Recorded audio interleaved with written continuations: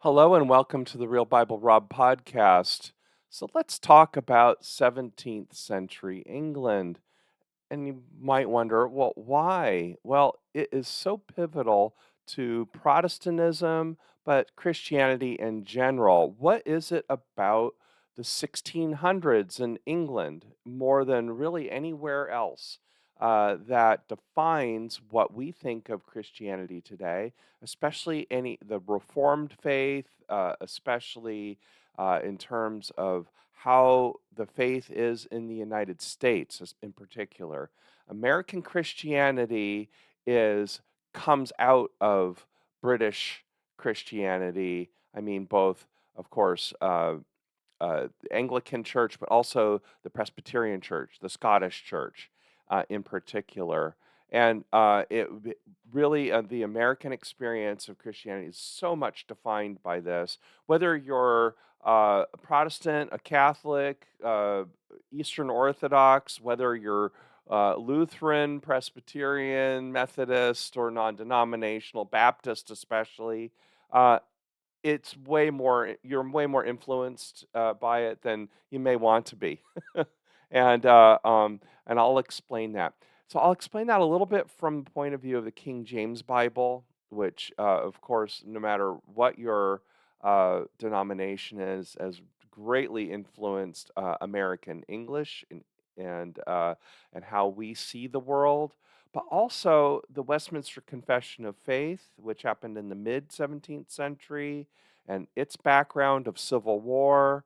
And then also the Second London Confession, which is also known as the Baptist Confession of 1689, and its relationship to these other events, but also as part of what was called the Glorious Revolution in England in 1688. So this era, I'm not going to talk a lot about a sort of complete history of this because I'm not a historian, but I see connections, and in my studies of Christian history, which is, of course, a big deal for me as a Presbyterian, but these connections here really affect how we see the church in a tremendous way, more than most people realize. It's also extremely political. So anybody who says that the Reformation, that the church isn't political in any way, just doesn't have any idea what's going on here. Um, Finally, I'm going to kind of make a little bit of an allusion to the and connection to the period in the early church called when the Nicene Creed came, the Council of Chalcedon, and then the formation of the biblical canon. This was also an era of this kind of consolidation that was going on that we see in 17th century England. The reason why I'm going to make this connection again, it has more to do with us and the way we see history rather than the actual events that happen, because both of these periods are considered periods of orthodoxy, or when orthodoxy was created, or something the church is going should go back to in a way. Um, but we totally look at these eras with rose-colored glasses. We have bought into the propaganda of these eras, just hook, line, and sinker. Protestants, especially in their view of, the Luther's purpose and why he did what he did, and especially Calvin, and how people took Calvinism and then how it got subsumed with politics. Now, I know that's deeply uncomfortable for a lot of people, but I believe that when you understand a little bit about the political nature of this era, then it will help you put into perspective, what do we do with it? Do we want to go back to that? Because boy, there are a whole lot of Christians, especially conservative Presbyterians, like in the PCA Church, the OPC Church. They believe that going back to 17th century England is the path to salvation, is the path to understanding the true purpose of the church. And I just think there's nothing farther from the truth than that. There was no period in the church.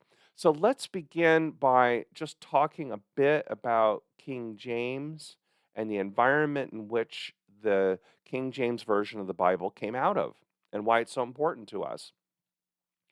Like I said, I'm not a historian, and if you want more scholarly um, works on this, if you want to go more authoritative about this, there's things way beyond what I'm saying. My purpose is not necessarily to present the history, but more to present political context and how we use it. So let's start with King James. King James, the period here you have to remember was after the ambiguity of the English Reformation. Uh, the After King Henry the Eighth, which of course is a completely political version of Reformation, right? So there's no doubt about that. Nobody thinks that King Henry the Eighth had any religious purity or any desire for that at all. Unlike where you look at Luther or you look at other reformers and kind of say, well, maybe they were driven by good motives or what. King Henry VIII was clearly not driven by good motives. But that kind of, it's not so much what Henry VIII did with Reformation as what happened after him. With his uh, succession with Mary the First, who was counter Reformation, strongly trying to bring Catholicism back, and then with Elizabeth the First, and Elizabethan era, which was very ambiguous. It really wasn't anti-Catholic and pro-Protestant as many people think, and she just kind of put things in a stasis in order to keep peace.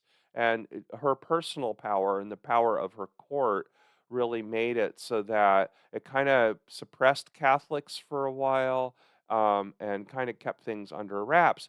Of course, when she was gone, um, there was all kinds of intrigue about Mary Queen of Scots and who was nominally Catholic and what was going on in the Scottish Reformation. So here comes King James, and he comes out of Scotland. He was James the Sixth in Scotland and became James the First of England. And there's lots of history about how he came to become king, but there's the primary purpose for him was trying to preserve the Reformation and trying to balance the forces, uh, religious forces in England and in Scotland, and also the Puritans, who were, a very broad term. So he's playing a political game essentially. Um, and there's a lot of debate about the purity of his motives. Clearly, he was not so much driven by personal piety. There's a lot of examples about how he probably didn't have a lot of personal piety, but his purpose was to bring some peace. So he began this massive project, and it was massive, um, to transform the Bible into an authorized version, or what later became an authorized version, and now we know as the 1611 version of the King James Bible, which later was uh, made a little easier to read in the 18th century, and essentially was unchanged to today, even unto today. So when we think of the King James Bible, we're usually thinking of, pardon me, the 18th century version of that, which is somewhat easier to read than the 1611. Not a lot of changes there, by the way. But anyway, what he was there was a very popular there were very popular Bibles. First of all, there was Tyndale in the century before James, who was burned at the stake over his translation. Tons of his verbiage ended up in various other versions, so like the Geneva Bible or the Bishop's Bible, and some of these were very popular. So what? James wanted to do was he wanted to bring and get a Bible that everybody could agree on, with some force, of course. Anything a king does is with some force, and use and really brought together, the top scholars, the top biblical scholars and translators of the era, and they went back to the Masoretic text, and there's all this discussion about which New Testament and how they used it and whether it's accurate or not. I don't really get involved in that discussion because well, it's a little bit above my pay grade. I don't know, understand it all, but it doesn't really matter because it's tiny. There are tiny differences in there's relatively small differences in various New Testament manuscripts. But the idea was is then by doing this, he could say this is the one Bible that everybody could use and became the authorized version. It took many decades for the King James Bible to replace uh, earlier versions, but largely they succeeded, and it succeeded spectacularly. I mean, think of maybe with the exception of the works of Shakespeare, nothing, no English language works of this era have succeeded as much as the King James Bible. The most, by far, the most published and distributed work of literature ever, by a long shot. So you go, wow, it succeeded. But I think it's really important to look back at it and say, well, what did King James do? And a lot of people, even today, will say, well, God's words come out in the King James Bible like no other thing, and God endorsed it. Well, that's a matter of opinion more than anything. And to say that this was not a political document is just um, historically inaccurate. It was totally a political document. Um, was James involved in the translation? Absolutely. This idea that somehow James stood back and had no editorial control over this is nonsense. Now, certainly James was not a biblical scholar or even really deep into the faith, but the translators were very aware who their boss was, and they were um, very aware that they could not use certain verbiage. There's a lot of talk about tyranny and whether the word tyranny, which shows up quite a bit in earlier versions of the Bible and were largely expunged from King James, whether that was influenced by James or not. But there's no question that the James, who this was a major project, this was a very expensive project, and it took years to do it. So James was involved. It was very political, and it was part of the power politics of the day.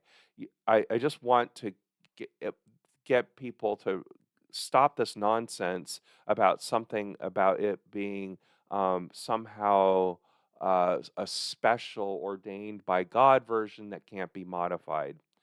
They didn't think that, and it certainly wasn't the case later either, because it was modified, and but it was very, very successful. So sometimes people think, oh, well, if something is successful, then that must mean it's God ordained, right? Well, the Nicene Creed was also extremely successful, and the biblical canon was also extremely successful. So people have tended to think those were God ordained documents, and sometimes success breeds this inevitability, and that's certainly what happened to the King James version.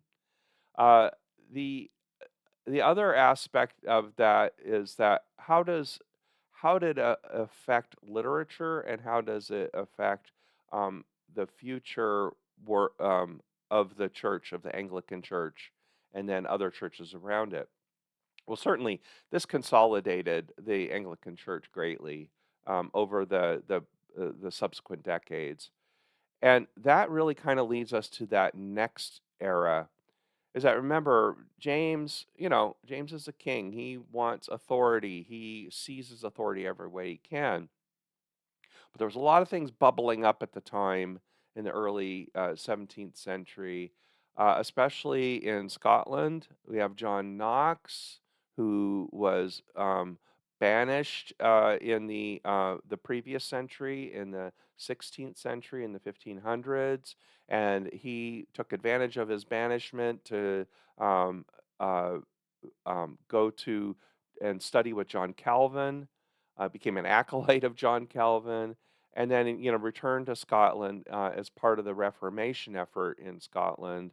And he came up with this and wrote, I think it was just in a matter of days, wrote the Scots Confession that we know today in 1560, and really made um, the Scottish Reformation happen with a Presbyterian government. Remember, Presbyterian refers to how we govern the church, and a very strong Calvinist bent, much more than anywhere else, maybe except for Dutch Reformed, which came later. But the idea was that he uh, he had created another form of Reformation. Um, you really can say it was as political as the English Reformation was. Um, yeah, I mean, there was certainly a lot of political bent and consolidation of power. Probably, certainly John Knox is nowhere near as flamboyant or authoritarian as um, King Henry VIII. But it followed a similar track, and that was is that the reformers seized control and were pushing the Catholics aside, and that certainly happened in the Scottish Reformation too. So this was going on. So this had gone on the previous century in the 1500s. By the time you get to 1639 and the early 1640s, you're getting into that era where something called the Bishops' Wars, and these were basically wars between England and Scotland. And King Charles the First, remember, Charles the First comes from James, who was a Scottish king who came down uh, to become the King of England. And Charles the First was trying to take uh, his father's control and exert that on Scotland. In other words, kind of go back to Scotland and bring Scotland under his control. And out of the bishops' wars, came this effort um, to to coerce them to come together and unify. It wouldn't be for another half a century or more, 60 years or so, before there was true unification between England and Scotland. But out of this came the Westminster Confession of Faith. In 1643, the Church of England um, and the British Parliament tried to consolidate their understanding of Christianity and tried to make it so that it was broad enough and I hate to say it for a lot of people, compromised enough in order to have the Calvinism of the Scottish people, the Scottish church, and the Anglican church, so they could unify theologically. There were lots of forces working on them.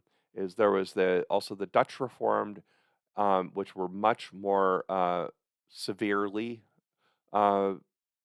uh, Calvinist. They'd already had their three forms of unity: the Belgic Confession, the Second Helvetic Confession, and you know, uh, and their works bringing together, and they uh, so the Westminster Confession was really a political idea of bringing these various forms of Christianity and excluding the radicals. So this is where the word Puritan plays a big role. And we always have to remember Puritanism, American Puritanism, and Puritanism in England, Scotland, and uh, the Netherlands are not the same thing. Uh, Puritans were both. It was both a description of this effort or in this Calvinist effort, but it was also a polemic. It was used against the radicals too. So what you have to say, well, was Oliver Cromwell and in the English Civil War, was he a Puritan or not, or was John Milton, who wrote during this period, a Puritan or not? There's some debate about that. So this is where I don't understand it completely. What I do understand, though, is that the Westminster Confession of Faith was a political effort to bring these various strains of Christianity and moderate them to the point that they could all agree to it. This effort was very valiantly done through the 1640s, but when after Charles I was beheaded and Parliament par- uh, supremacy happened, there was a rush to the end.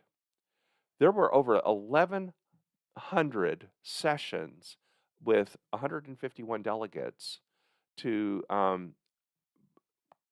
build up this confession of faith, and then the catechisms that went with it, the shorter and larger catechisms, which those three documents together comprise the Westminster Standards, and um, those 151 delegates were all Anglican. Now, others were invited to participate from all over Europe. They were invited to be part of this because remember their goal was try to get as many Christians. If they could have gotten Lutherans in, they would have done it. If they could have gotten the Anabaptists, they could have gotten people from all over into this. They would have done it. They certainly would have liked to have the Dutch Reformed in it, but they were not voting members. The only voting members were Anglican, and it was only but the only people who really did go, everybody else rejected the effort except for the Presbyterians, and there were Presbyterians involved, and they greatly influenced how the Westminster Confession was formed. But by 1649, when the war started raging and the uh, and King Charles I lost his head.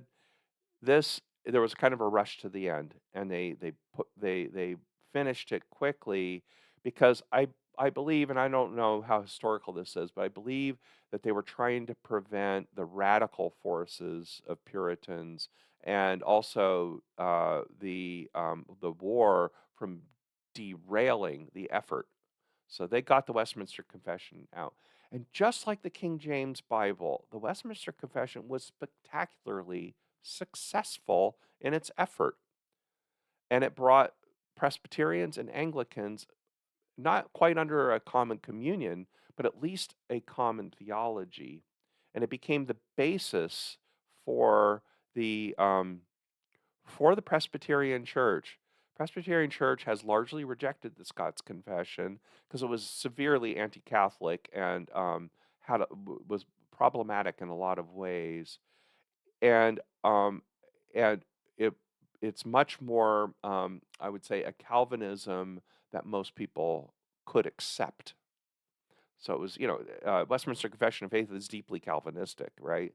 But it was deeply Calvinist, but it was a kind of Calvinism that could be accepted. So, for example, there are definitely parts of the Westminster Confession that softened the idea of predestination, double predestination, especially. That's why I think it's laughable when you have modern Calvinists go back and say they love the Westminster Confession, but then they start spouting off tulip and and they start spouting off about double predestination. I'm thinking people like John Piper, for example. Oh, how much he loves, but no, he basically is thwarting the nature of that.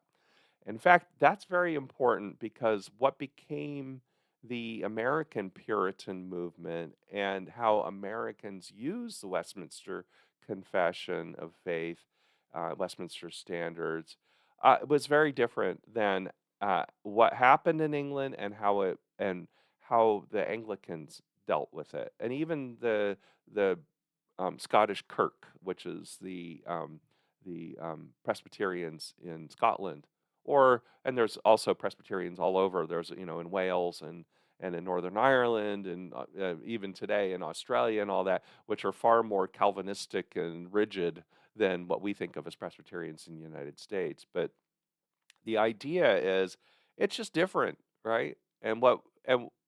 Like everything that comes to America, even today, the terminology changes and gets co-opted and all of that. And that certainly happened here as well. So again, just like the King James Bible, there is a tremendous amount of it's amazing. It's a genius document, just like the King James was. I mean, there's a lot of genius, a lot of it's to me, it's a miracle that out of these very, very political things, you get these really amazing documents, from the 17th century. That's why I mentioned the Nicene Creed, the Council of Chalcedon. Uh, Nicene Creed's a fourth century document. Chalcedon was what, fifth century, or I guess, yeah, in that era. The formation of the canon after Athanasius and others. I mean, really wasn't until the fifth or sixth century, but that era was just a seed bed for so much of what we think of as traditional Orthodox Christianity. And of course, the Catholic Church just rested on that for centuries and centuries, right? And that's why we think that they're Orthodox, because they were brilliant and spectacularly successful in getting people to think that a certain way. That's like what happened in the 17th century, too. That's why we think of the 17th century as the source of Orthodox thinking for Protestants. Protestants have a mythology that it comes from earlier.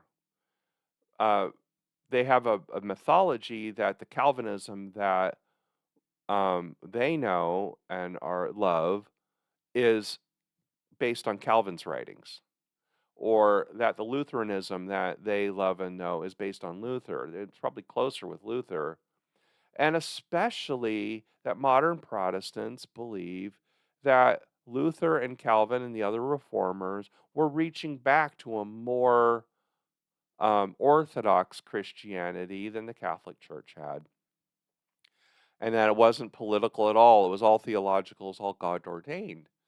The problem with that propaganda is that the Catholic Church was very, very corrupt and had been for many centuries, of course, and was selling indulgences and all of these things that Luther railed against and others.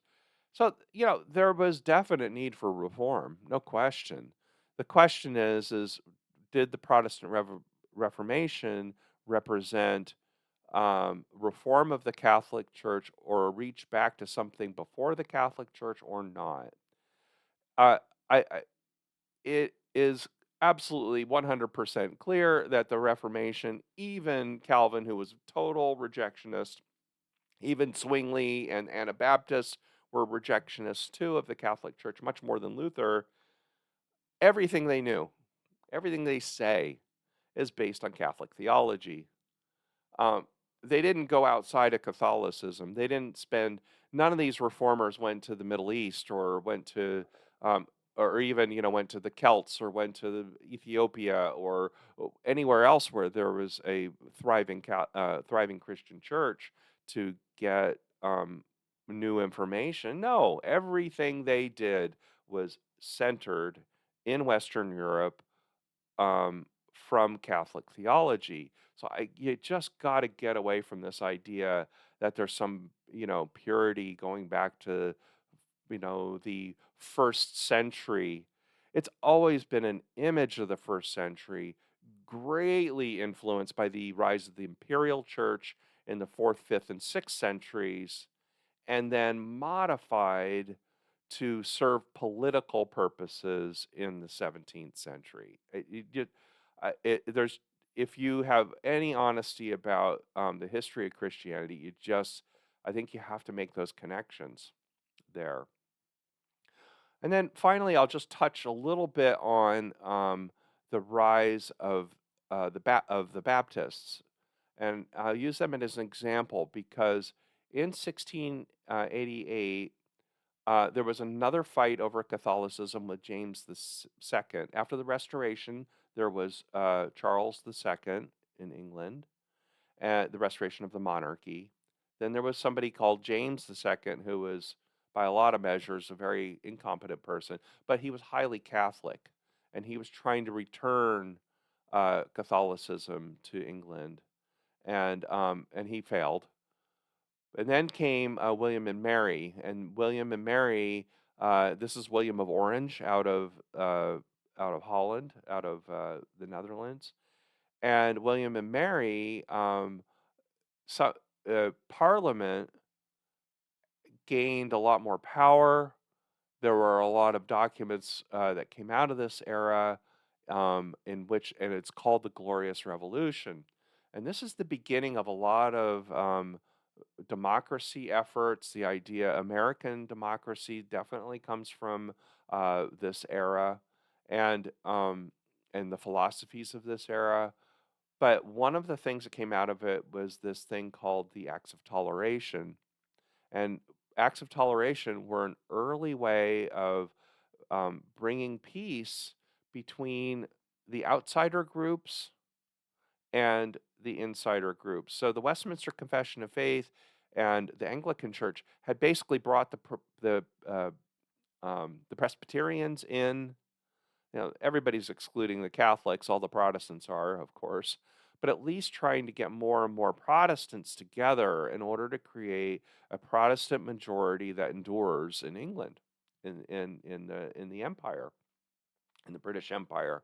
So this idea of the Acts of Tolerance was an important part of that, and one of the groups that the Acts of Tolerance allowed was the rise of the Baptists, and the Baptists had been around for a long time, and I'm not by any means, and I really don't know a lot about Baptist history, other than the fact that out of this came a confession called the Second London Confession of 1689, largely, and many Baptists will refer back to it. Um, this confession contains a lot of the zeitgeist of the time, of course, and contains a lot of the Reformed theology that came out of the Westminster Confession of Faith. So basically, it's was another way of bringing Baptists into the fold. Um, Quakers, who were a little bit more outside of that, and of course were greatly persecuted in this period with George Fox and his followers, were greatly persecuted and remain persecuted. At least were given some legitimacy by the government through the Acts of Tolerance and other groups like that. So it was the beginning of this idea that the state should stop mandating a certain theology, the very beginnings of that. Of course, even today, um, uh, the United Kingdom is officially has state religion, but of course, in practice, it doesn't at all. And of course, by the time of the American Revolution, the founders of the United States quickly realized that they didn't want to repeat the English Civil War and the religious strife that had happened. So obviously that became a founding principle. As much as people try to say that America is a Christian nation today, or even through the decades or centuries, um, it, it's they knew at the time that this was a fool's game, that they did not want to repeat the experience of England. So that's the purpose of the Acts of Tolerance, and why really the Baptist movement, 1689, comes out of that. So you can see, my hope here is that you can see that this period here was basically dealing with the Reformation and codifying the Reformation through the Bible, King James Bible, through the Westminster Confession of Faith, trying to consolidate all these various streams of theology into something that was officially sanctioned by the state, essentially, and um, then acts of tolerance and the ability of bringing in other um, other faiths alongside. And 1689 and the Second London, that became part of a big movement about 150 years later with people like Charles Spurgeon, and a lot of the uh, uh, force behind the religious revivals of the 19th century come out of that. And that's why people today, especially Baptists today, just love that confession, 1689. They love, Charles Spurgeon, for example, because to them it was like, oh, this outburst of new, a new commitment to the Bible, a new commitment to theology that they love and know. But again, there's a founding myth there. There is propaganda behind the motives and the reasons why the reformers did what they did. And so, what does that do for us? I think what it does for us is it gets us out of the mode of thinking that there was a better period in the past. I think it's extremely important that we get out of this propaganda, because what that does is it freezes technology.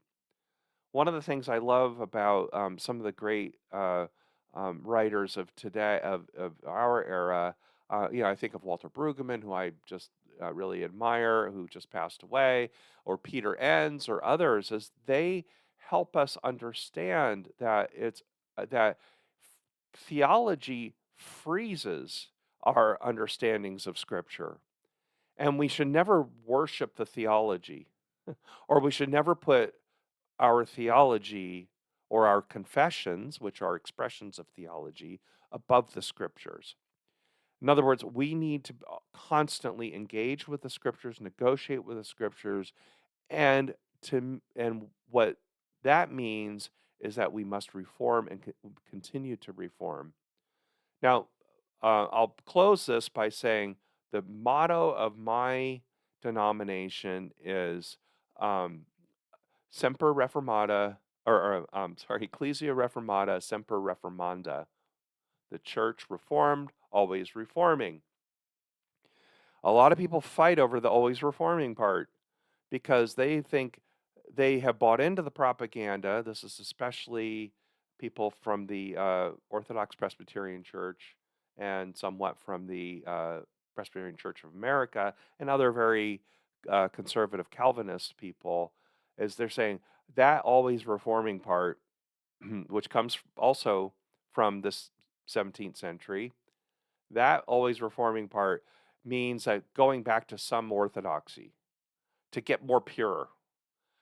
And no, it wasn't. That's not what was meant then, and it doesn't mean that today. It means constantly discerning, and that God's revelation comes to us in each generation, and that we have to uh, do it. Any other attempt to do that is just to freeze everything into the 17th century. And there's lots of people who really push hard against 20th century confessions.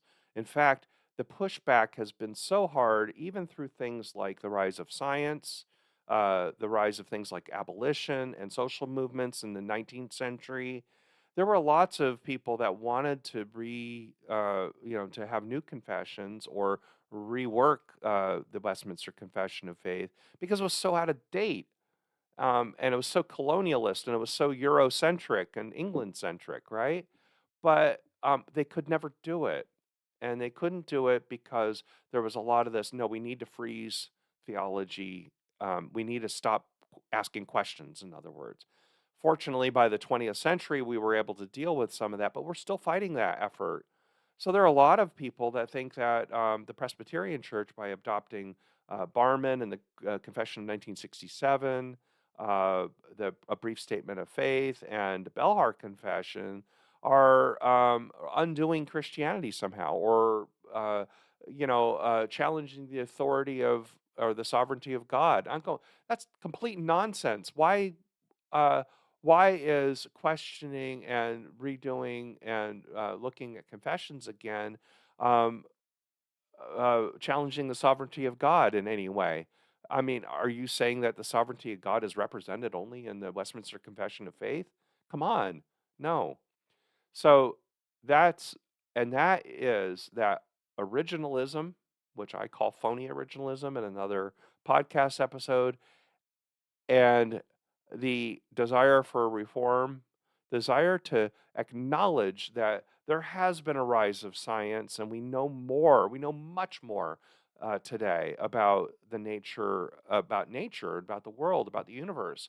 We know much more about biblical studies today than they did. The reformers had very limited understanding of the Greek and Hebrew Bibles uh, than we do. We know a lot more. We have archaeology that they didn't have. We know about dinosaurs and they didn't know about dinosaurs. We know about the history of the universe and how it came to be. We know about science. We know about biology. We know all of these things. Plus, we don't accept slavery anymore. We don't accept forced marriage anymore. We believe in public education. We believe in labor rights. We believe in a lot of things that have made people's lives a lot better. Why do we say that those are bad and we have to go back to an era before all of these good things came to be? Why can't we integrate those into our theologies?